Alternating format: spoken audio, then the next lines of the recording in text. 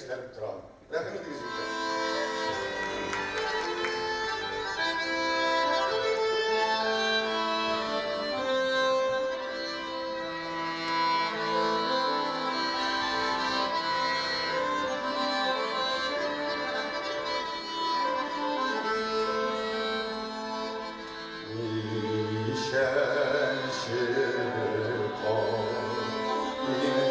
Yazlar gibi şeşeklerle şirinip gülmeler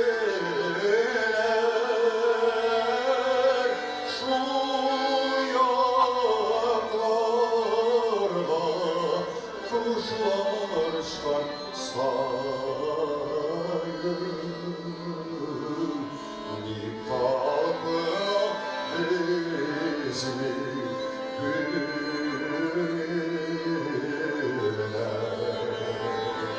aman şolay bülbülge sarıp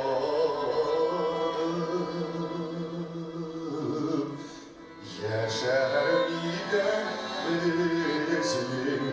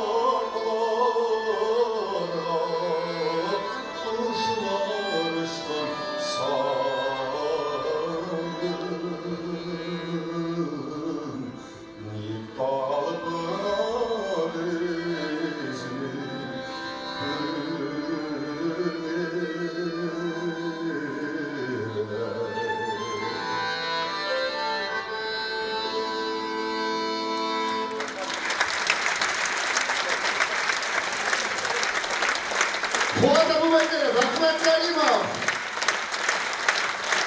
Haram Aslan Xismatov.